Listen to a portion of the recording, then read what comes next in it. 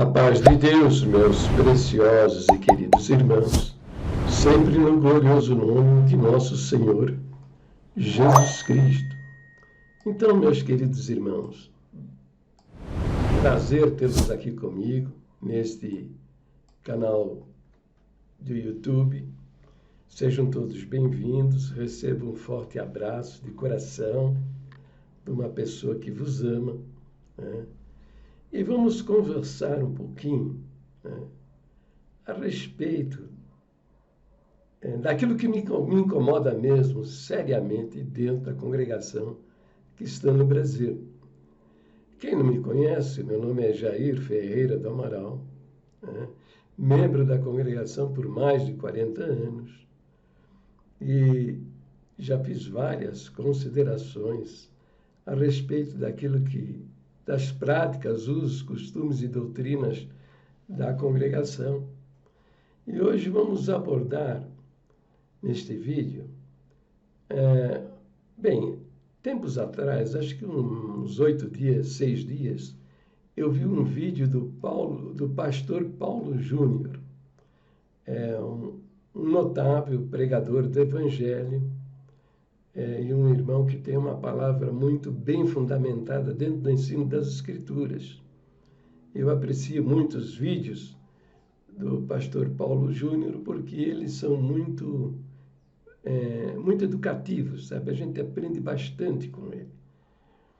E ele faz algumas considerações a respeito da congregação que está no Brasil. Perguntas, né? O pessoal, evidentemente, como ele é um youtuber e tem milhares de vídeos aí na internet, evidentemente as pessoas fazem perguntas, né?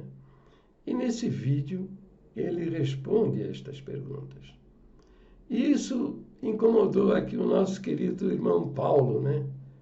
Do canal CCB Sem Reforma. O irmão Paulo ficou assim meio zangado com ele, as coisas que o pastor Paulo Júnior está dizendo.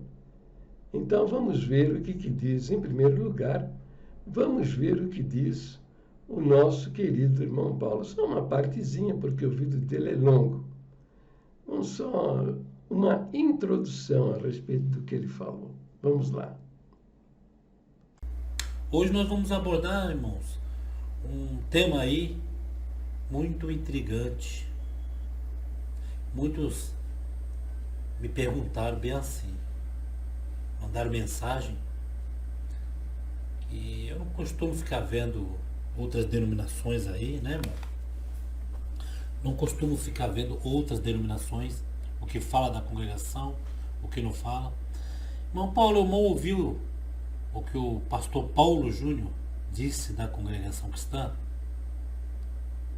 Ele falou em todos os aspectos do véu, de orar em pé, da Bíblia, dos estudos, que ninguém estuda, né? Aí deixa eu acrescentar mais uma coisa, e também não temos cantores remunerados. Isto. E essa já não é a primeira vez, irmãos, em que se ouve no YouTube alguém falando da congregação. Já não é a primeira vez. Isso causa intriga, não é intriga, eles ficam intrigados com a congregação, eles não aceitam como uma igreja, como uma congregação pode crescer tanto em termos de irmandade, de músicos, alma testemunhada e ainda apreciadores da obra de Deus. A congregação cristã agora, com essa pandemia, com esses cultos online, está sendo uma vitrine para o mundo. E muitos que criticavam antes a congregação, pastores de outras denominações, esse já não é o primeiro não, irmãos. Não devemos refutar ele. Ele não é o primeiro, sabe por quê? Porque o Abílio, pastor Abílio, acho que é da Assembleia de Deus, já falou da congregação. O Silas Malafaia. Tinha um pastor aí, não sei se era pastor da ICP parece, Tinha um outro que chegou a pegar o véu, colocar na cabeça e fazer chacota da congregação. Não é o primeiro, irmãos. Os inscritos que me mandou mensagem aí, irmão Paulo, que não vai falar sobre esse pastor aí, esse senhor. Não tem que falar nada, irmãos. Porque o que eles batem sempre na tecla, irmãos, é a leitura bíblica da congregação, é o véu. Vocês podem perceber, irmãos, pode perceber que as coisas mais importantes em que nós temos na congregação é o que mais irrita eles, irmãos. Agora vamos dar uma olhadinha naquilo que o nosso querido irmão Paulo Júnior está dizendo. Muitas pessoas me perguntam o que penso da Congregação Cristã do Brasil. Um fato interessante é que nós recebemos muitos e-mails de membros da Congregação Cristã do Brasil nos fazendo diversas perguntas. E também, sempre que viajo para pregar em outras cidades ou estados do país, muitos membros da Congregação Cristã do Brasil comparecem para assistir a mensagem e, ao término dela, me procuram para fazer perguntas. Bom, eu gastaria muito tempo para falar dos equívocos da Congregação Cristã do Brasil, como, por exemplo, o uso do véu por parte das mulheres. Para eles, a mulher só pode orar tendo a cabeça coberta com o véu. E isso está muito claro na Escritura, que Paulo estava se referindo ao tempo, aos costumes e à cultura da época. Outro grande equívoco é dizer, muitas vezes eu já ouvi isso, que a salvação só se encontra na Congregação Cristã do Brasil. Isso é um absurdo muito grande dizer tal coisa, porque foi Pedro quem disse em Atos capítulo 4 que só há um nome debaixo do céu que importa que sejamos salvos, que é Cristo Jesus. Então a salvação se encontra em Cristo Jesus, na sua obra, na sua pessoa, e não em uma instituição. Afirmar isso é um completo absurdo, até porque a Congregação Cristã do Brasil foi criada em 1910. Como então havia salvação antes disso? Sempre houve salvação na pessoa bendita do Senhor Jesus Cristo. O outro equívoco que eles cometem é que a oração deve ser feita somente de joelhos. Se você notar, Jonas orou dentro de um ventre de um peixe e não estava de joelhos. Os discípulos no Pentecoste oraram sentados. Muitas vezes os apóstolos e os profetas oravam de pé. Então nós vemos que a oração não é necessariamente para ser feita apenas de joelhos. Um outro grande equívoco é dizer que o pecado sem perdão, o pecado para a morte, que está na primeira carta do apóstolo João, é um pecado de conotação sexual, como adultério.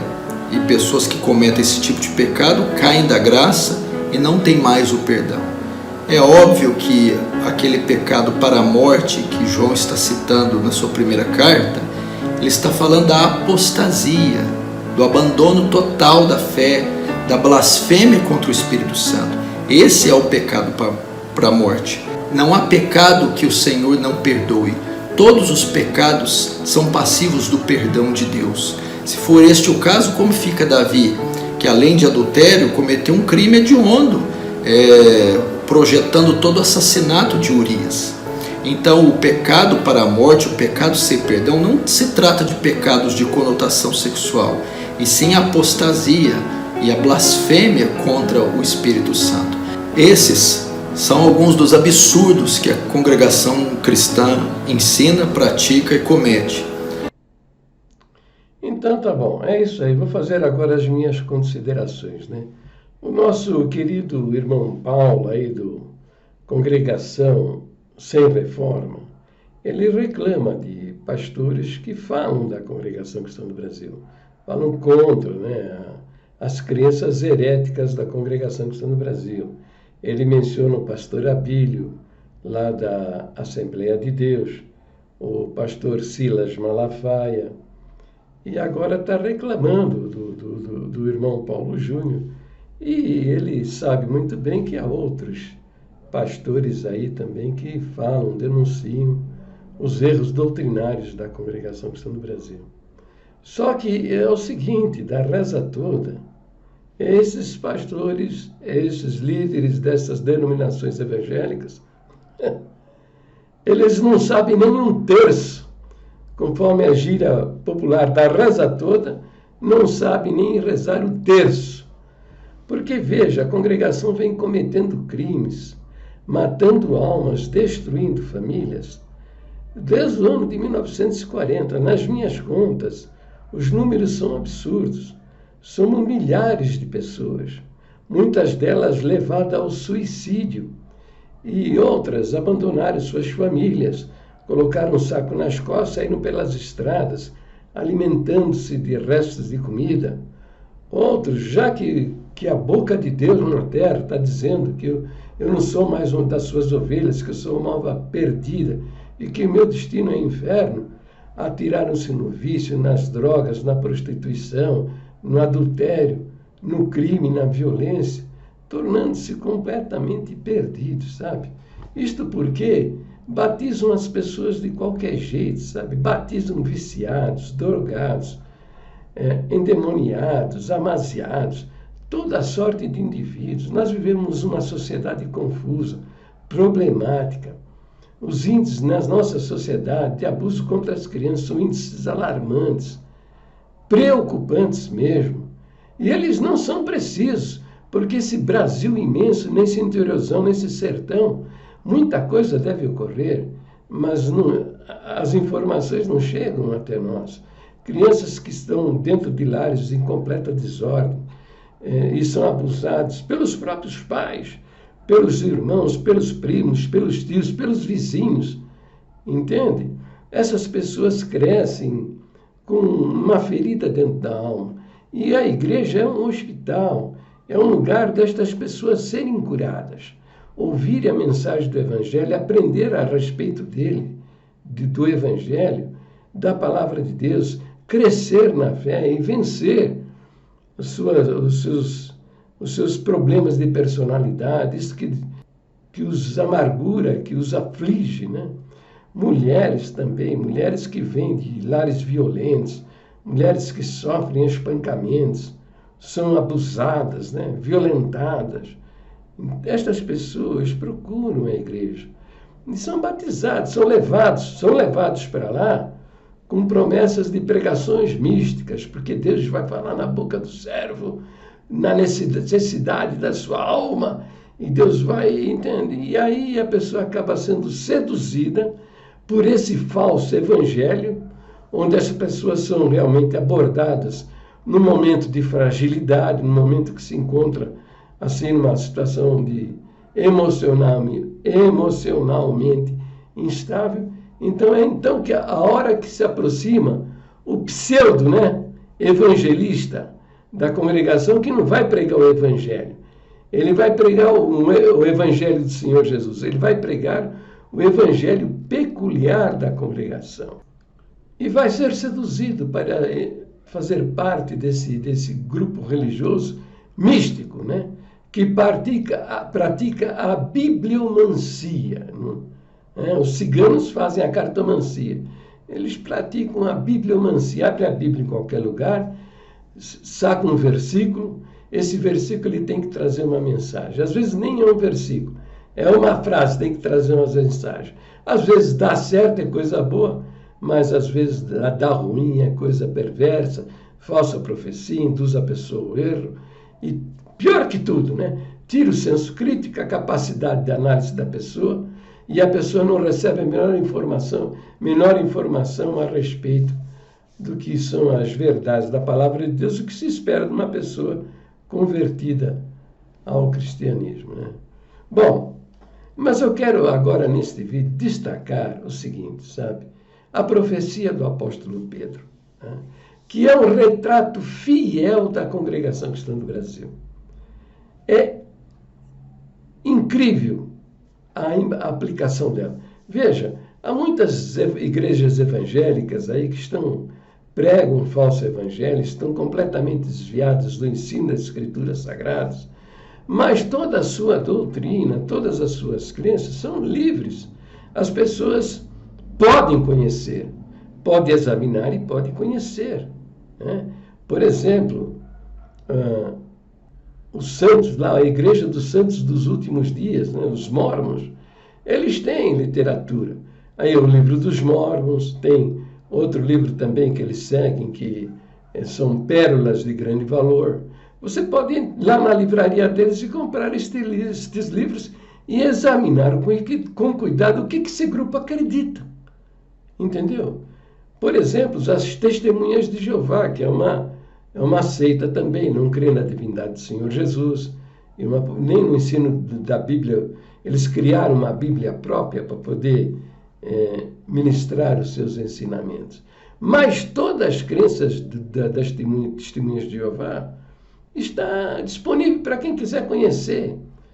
Você já deve ter recebido na porta da sua casa a visita de alguém da Testemunha de Jeová, te oferecendo para você as revistas deles, a Sentinela, né?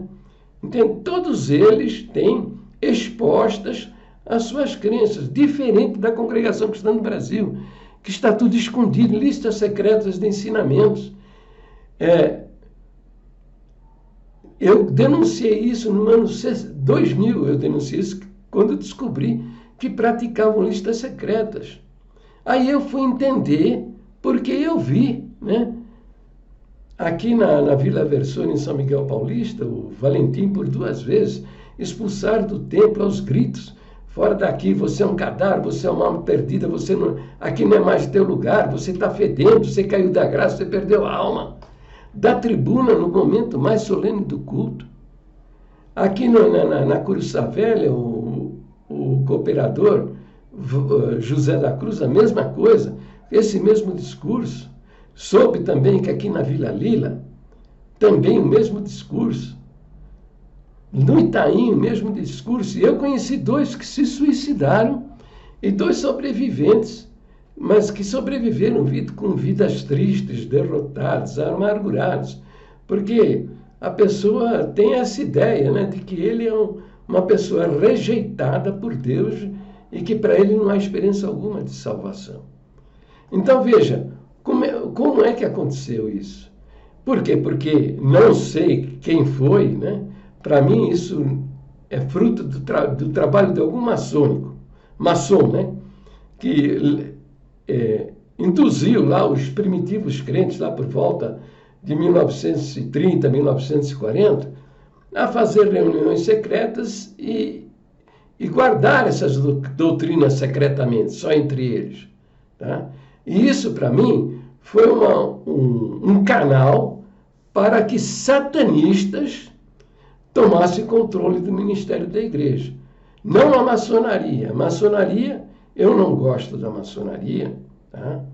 Eu entendo que a maçonaria é um braço forte para estabelecer o reino do anticristo na face da terra, mas a maçonaria não aceita a prática destes crimes, porque isto é crime.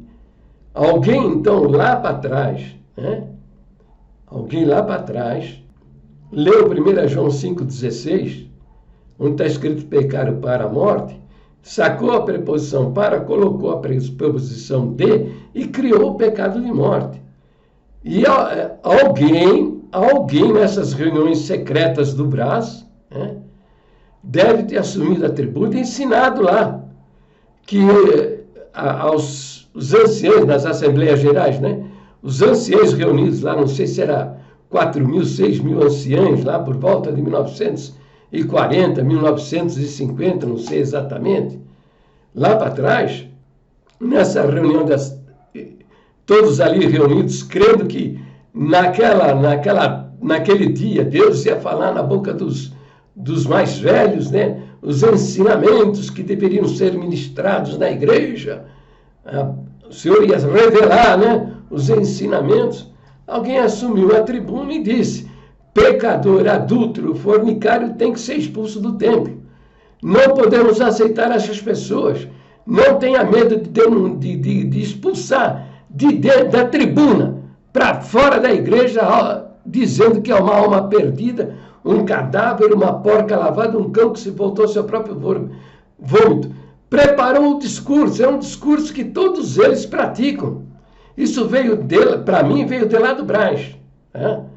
E estes homens que hoje estão aí, o Paulo está está elogiando o culto online, né? O que está sendo pregado. Estes homens que estão na liderança, todos eles são cúmplices desses crimes. Por quê? Porque todos eles são ministros lá, foram elevados ao cargo de ancião da igreja, lá por volta de 1970, 1980. Eles viram acontecer estas coisas e ficaram quietos. Então são cúmplices destes criminosos. Em 2016, a administração do Brás agora, debaixo da administração do Cláudio Marsola, admitiu em 2016 que não existe pecado de morte e não somos ninguém para julgar quem quer que seja.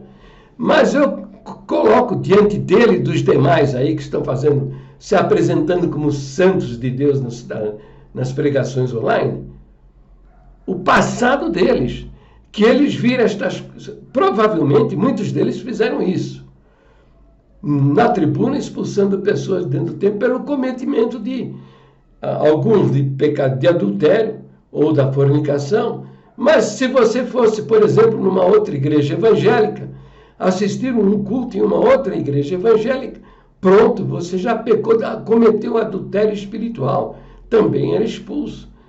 Entende? Todas estas loucuras, você contrariar o ancião, dizer que o que ele pregou naquela noite ali na tribuna, a Bíblia não ensina isso, e nem é da nossa doutrina, ponto. Você já estava blasfemando da palavra que Deus deu na boca dele, já era expulso do templo também. Eles mataram milhares de almas e destruíram milhares de famílias. Dia 6 de março deste ano, eu tenho testemunho de um irmão que me contou, vizinho dele, um irmão de ministério, se atirou do quarto andar de um prédio. Entendeu? Por causa do quê? Por causa dessas agressões. São pessoas que foram mentalmente manipuladas, não conhecem o que a Bíblia ensina, não sabem o que a palavra de Deus ensina, nada sabem do Evangelho, nada sabem do que a Bíblia diz. O que eles sabem da Bíblia é completamente pervertido e aí depois ainda sofrem essas agressões, que isso aí é crime contra a humanidade, é crime contra a pessoa humana. Entendeu? Então, esse nosso querido aí, Paulo, CCB sem reforma, quer defender a congregação, mas você está fazendo um esforço para defender uma organização criminosa. Tá? Uma organização criminosa que, primeiro, escondeu, muito bem escondida, até o ano 2000, as suas crenças. Nelas estão embutidas instruções para matar pessoas e destruir famílias. Eles se aplicaram nisso de 1950 até 1990, com muita dedicação, expulsar do templo uma pessoa da tribuna, com gritos fora daqui, você caiu da graça, você perdeu a alma, você está fedendo, aqui não é mais teu lugar. Eles faziam isso, num estalar de dedo, sabe? Eu, desde o ano de 2000, que eu descobri que eles eram ocultistas, eu passei a denunciar isso. Finalmente, depois de 16 anos, o Ministério admitiu que não existe pecado de morte. Mas isso ainda está escondido em listas secretas de ensinamentos. Por quê? Porque eles não querem que o povo saiba que eles foram, ao longo desses anos, formar uma gigantesca quadrilha de criminosos, matando pessoas e destruindo famílias. E olha, esse Brasil é imenso. Isso deve estar acontecendo por esse Brasil afora, é que essas informações não chegam para a gente. Mas deve estar acontecendo. Por quê? Porque eles não querem confessar o crime. Eles não querem confessar que eles mataram milhares de pessoas e destruíram milhares de famílias. Então, Paulo Júnior, tá certo? Você, meu querido, da reza toda, você não sabe nem um terço. Para o vídeo por aqui, Deus abençoe a todos. Fiquem todos na paz gloriosa do nosso Deus, sempre no precioso nome do Senhor Jesus. Amém? Amém.